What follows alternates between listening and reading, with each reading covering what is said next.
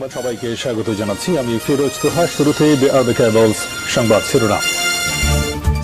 বাংলাদেশের সর্বশেষ গুরুত্বপূর্ণ আপডেট সংবাদে আপনাকে স্বাগত। শুরুতেই সংবাদ শিরোনাম, পরে বিস্তারিত। শুরুতেই জানিয়ে দিব ক্ষমতাচ্যুতির পর শেখ হাসিনার প্রথম বার্তা। ছাত্র জনতা অভ্যুত্থানের মুখে প্রধানমন্ত্রীর পদ থেকে পদত্যাগ করে দেশ ছাড়তে বাধ্য হয়েছেন শেখ হাসিনা। 5ই আগস্টের পর এই অভ্যুত্থানের পর নীরবে ভেঙেছেন বাংলাদেশের সবচেয়ে দীর্ঘ সময় ক্ষমতায় থাকা সাবেক প্রধানমন্ত্রী। কারা কি কারণে তাকে ক্ষমতাচ্যুত করেছে সেই তথ্য জানিয়েছেন তিনি। ভারতীয় সংবাদ মাধ্যম দ্য ইকোনমিক টাইমসে এ নিয়ে একটি প্রতিবেদন প্রকাশিত হয়েছে, যেখানে শেখ হাসিনা দাবি করেছেন নিজের ক্ষমতাচ্যুতের পেছনে যুক্তরাষ্ট্রের হাত রয়েছে। সেন্ট মার্টিন দ্বীপকে যুক্তরাষ্ট্রের হাতে তুলে না দেওয়ার কারণে তাকে ক্ষমতাচ্যুত করা হয়েছে। এরপর জানিয়ে দিব প্রধান বিচারপতি হিসেবে শপথ নিলেন সৈয়দ রেফাত আহমেদ। বঙ্গভবনে দরবার হলে দেশের 25তম প্রধান বিচারপতি হিসেবে শপথ নিয়েছেন রেফাত আহমেদ। শপথ অনুষ্ঠানে অন্তর্বর্তী সরকারের প্রধান উপদেষ্টা ডক্টর মোহাম্মদ ইউনূস উপস্থিত ছিলেন। আজ দুপুরে রাষ্ট্রপতি মোহাম্মদ শাহাবুদ্দিন তাকে এ পদে নিয়োগ দেন। এদিকে চাটুকারিতা করলেই মিডিয়া বন্ধ করে দেওয়া হবে বললেন স্বরাষ্ট্র উপদেষ্টা ব্রিগেডিয়ার জেনারেল অবসরপ্রাপ্ত এম শাকাত হোসেন। এরপর জানিয়ে দিব দায়িত্ব পালনে থানায় ফিরতে শুরু করেছে পুলিশের সদস্যরা। রাজশাহীর থানাগুলোতে পুলিশ ফিরতে শুরু করেছে। রাজশাহী সহ সারা দেশে আজ থেকে পুলিশের সদস্যরা পর্যায়ক্রমে থানায় ফিরতে শুরু করেছে। তবে সেনাবাহিনীর কর্মকর্তারা তাদের নিরাপত্তা দিয়ে থানায় নিয়েছেন। জানিয়ে দিব হাসান মাহমুদ এবং তার স্ত্রী মেয়ের ব্যাংক হিসাব জব্দ। সাবেক পররাষ্ট্রমন্ত্রী ডক্টর হাসান মাহমুদ এবং তার পরিবারের সদস্যদের নামে থাকা ব্যাংক হিসাব জব্দের নির্দেশ দিয়েছে Bangladesh financial intelligence unity BFIEU। অর্থ পাচার প্রতিরোধ সংস্থার একজন ঊর্ধ্বতন কর্মকর্তা গণমাধ্যমকে বিষয়টি নিশ্চিত করেছেন। এবং সর্বশেষ জানিয়ে দিব বাজারের অনিয়ম এবং অবৈধ সিন্ডিকেটের নথিপত্র তুলে দেওয়া হবে ছাত্রদের হাতে, বললেন ভোক্তা অধিকার সংরক্ষণের ডিজি। জাতীয় ভোক্তা অধিকার সংরক্ষণ অধিদপ্তরের মহাপরিচালক HM শফিকুজ্জামান ঘোষণা দিয়েছেন বাজার ব্যবস্থাপনার অনিয়ম এবং অবৈধ সিন্ডিকেটের নথিপত্র তুলে দেওয়া হবে বিশ্ববিদ্যালয়ের ছাত্রদের হাতে। আজ 11 আগস্ট ভোক্তা অধিকার সংরক্ষণ অধিদপ্তরের বাজার তদারকি সহ সচেতনমূলক কার্যক্রমে উপস্থিত ছিলেন HM শফিকুজ্জামান। তিনি বৈষম্যবিরোধী ছাত্র আন্দোলনের সমন্বয়ক এবং সংশ্লিষ্ট শিক্ষার্থীদের উপস্থিতিতে আয়োজিত মতবিনিময় সভায় শিক্ষার্থীদের সমন্বয়ের লক্ষ্যে বিভিন্ন দিক নির্দেশনামূলক কথা বলেন। প্রিয় দর্শক, এতক্ষণ শুনছিলেন সংবাদ শিরোনাম, এবারে বিস্তারিত। তবে তার আগে বন্ধুরা, এই ভিডিওটিতে একটি লাইক দিয়ে দিন। আর বন্ধুরা, এই চ্যানেলে আপনি নতুন হয়ে থাকলে সংবাদটি দেখতে দেখতে চ্যানেলটি সাবস্ক্রাইব করে রাখুন, যাতে করে আমাদের পরবর্তী লেটেস্ট আপডেট সংবাদগুলো সবার আগে আপনার কাছে পৌঁছে যায়। এই সংবাদ সম্পর্কে আপনার মূল্যবান মতামত কমেন্ট করে জানিয়ে দিন বন্ধুরা আমাদের এই সংবাদটি আপনি বিশ্বের কোন দেশ থেকে শুনছেন এবং দেখছেন। ক্ষমতাচ্যুতির পর শেখ হাসিনার প্রথম বার্তা। ছাত্র জনতা অভ্যুত্থানের মুখে প্রধানমন্ত্রীর পদ থেকে পদত্যাগ করে দেশ ছাড়তে বাধ্য হয়েছেন শেখ হাসিনা।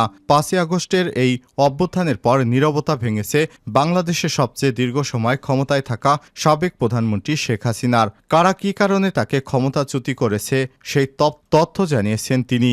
ভারতীয় সংবাদ মাধ্যম দ্য ইকোনমিক টাইমসে এ নিয়ে একটি প্রতিবেদন প্রকাশিত হয়েছে, যেখানে শেখ হাসিনা দাবি করেছেন নিজের ক্ষমতাচ্যুতের পেছনে যুক্তরাষ্ট্রের হাত রয়েছে।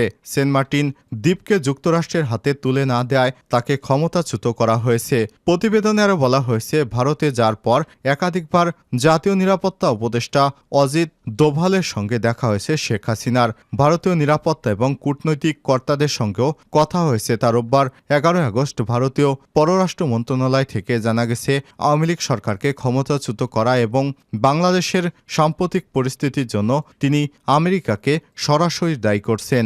দেশ ত্যাগ করার আগে যে বক্তব্য তিনি দিয়েছিলেন, দেশবাসীর উদ্দেশ্যে দিতে চেয়েছিলেন, তাতেও এ উদ্দেশ্য ছিল যে সংশ্লিষ্ট সূত্র থেকে জানা গেছে, হাসিনা জানিয়েছেন আমেরিকার কথা মতো বঙ্গোপসাগরে একক আধিপত্যের জন্য সেন্ট মার্টিন দ্বীপ তাদের ছেড়ে না দেওয়ার মাসুল এই ক্ষমতাচ্যুত করা। তিনি বাংলাদেশিদের সতর্ক করেছেন তাদের উপর মৌলবাদীরা যেন ভর না করে।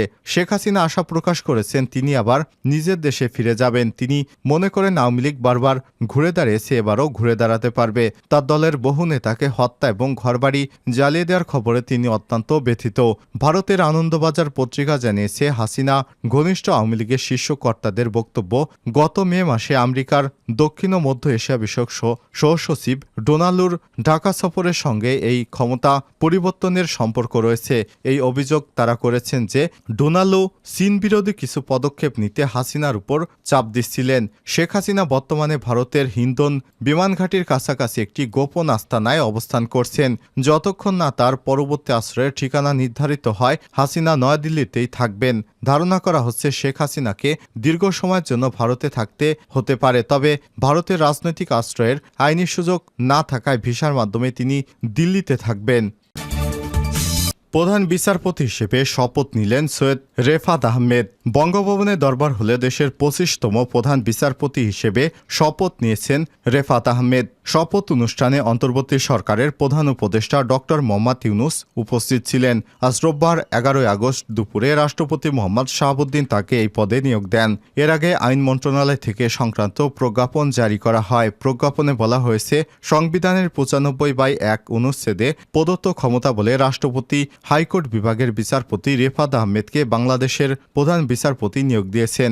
গতকাল শনিবার প্রধান বিচারপতি ওবায়দুল হাসান বৈষম্য বিরোধী ছাত্র আন্দোলনের দাবির মুখে পদত্যাগ করতে বাধ্য হন। পদত্যাগ করেন আপিল বিভাগের আরও 5 জন বিচারপতি। চাটুকারিতা করলেই মিডিয়া বন্ধ করে দেওয়া হবে, স্বরাষ্ট্র উপদেষ্টা। মিডিয়া চাটুকারিতা করলে তা বন্ধ করে দেওয়া হবে বলে জানিয়েছেন অন্তর্বর্তী সরকারের স্বরাষ্ট্র উপদেষ্টা ব্রিগেডিয়ার জেনারেল অবসরপ্রাপ্ত এম সাখাওয়াত হোসেন। আজ রবিবার 11 আগস্ট দুপুরে রাজারবাগ কেন্দ্রীয় পুলিশ হাসপাতালে আহত পুলিশ সদস্যদের দেখতে এসে তিনি সব মন্তব্য করেছেন। এ সময় তিনি বলেন, চাটুকারিতা করলে মিডিয়া বন্ধ করে দেওয়া হবে। আমি আপনাদের প্রমিস করছি, যদি মিডিয়া চাটুকারিতা করে তাহলে মিডিয়া বন্ধ করে দেওয়া হবে। টকশোতে চাটুকারদের ডাকবেন না, মিডিয়ায় চাটুকার হবে না। একটা দেশ ডোবে কখন, যখন মিডিয়া সত্য কথা বলে না। ব্রিগেডিয়ার জেনারেল অবসরপ্রাপ্ত এম এ সাখাওয়াত হোসেন আরও বলেন, মিডিয়াগুলো ওই সময় যদি সত্যি ঘটনা তুলে ধরত তাহলে পুলিশের এই অবস্থা হতো না। মিডিয়া বারবার বলেছে কিছুই হয়নি, কিন্তু বিবিসিতে আমি সব দেখেছি। এ সময় তিনি বলেন, টকশোতে জ্ঞানগর্ভ কোনো আলোচনা হয় না, মিডিয়া সঠিক তথ্য তুলে ধরেন না। একটা দেশ কখনোই ডোবে যখন মিডিয়া সত্য কথা বলে না। স্বরাষ্ট্র উপদেষ্টা আরও বলেন, সাবেক তথ্য প্রতিমন্ত্রী লেখাপড়া জানা লোক, কিন্তু তিনি ছাত্রদের বলতেন দুষ্কৃতকারী। এসব বিচার হওয়া উচিত, মিডিয়ার মালিকদেরও বিচার হওয়া উচিত। দায়িত্ব পালনে থানায় ফিরতে শুরু করেছে পুলিশ। রাজশাহীর থানাগুলোতে পুলিশ ফিরতে শুরু করেছে। শনিবার 10 আগস্ট সকাল থেকে রাজশাহীর জেলা এবং মহানগরের বিভিন্ন থানায় গিয়েছেন ভারপ্রাপ্ত কর্মকর্তা ওসি। লোকজন নিয়ে তারা ধ্বংসস্তূপ পরিষ্কার এবং পরিচ্ছন্নতার কাজ করছেন। ফাঁড়িগুলো পরিষ্কার করার কাজ শুরু হয়েছে। শনিবার সকালে রাজশাহী মেট্রোপলিটন পুলিশ আরএমপি সদর দপ্তরে গিয়েছেন কমিশনার বিপ্লব বিজয় তালুকদার। গত সোমবার আরএমপি সদর দপ্তর জ্বালিয়ে পুড়ে লুটপাট করা হয়। পুলিশ কমিশনারের কক্ষে একটি টেবিল ছাড়া কিছুই ছিল না। পুলিশ কমিশনার আরএমপি সদর দপ্তরে গিয়ে কিছু সময় অতিবাহিত করেন এবং সবকিছু ঘুরে দেখেন। আরএমপির মুখপাত্র অতিরিক্ত উপকমিশনার জামিরুল ইসলাম বলেন, আরএমপি সদর দপ্তর এখনও বসার পরিবেশ নেই। আমরা পুলিশ লাইন্সে বসে কাজ করছি। থানাগুলোতে ওসিরা চলে গেছেন। বসার মতো পরিবেশ করা মাত্রই অন্য পুলিশ সদস্যরা থানায় চলে যাবেন। রাজশাহী জেলা পুলিশ সুপার সাইফুর রহমান জানিয়েছেন, ইতিমধ্যেই বেশিরভাগ থানায় কার্যক্রম শুরু হয়েছে। কিছু জায়গায় অবকাঠামো সমস্যা রয়েছে। 2-1 দিনের মধ্যেই স্বাভাবিক কার্যক্রম শুরু হবে। এদিকে কাজে যোগ দিয়ে পুলিশ সদস্যদের নিজেদের জনগণের সেবক প্রমাণ করার আহ্বান জানিয়েছেন বাংলাদেশ অবসরপ্রাপ্ত পুলিশ অফিসার্স কল্যাণ সমিতির রাজশাহী শাখা। শনিবার দুপুরে রাজশাহী সাংবাদিক ইউনিয়ন কার্যালয়ে সংবাদ সম্মেলন করে বাহিনীর সদস্যদের প্রতি আহ্বান জানানো হয়।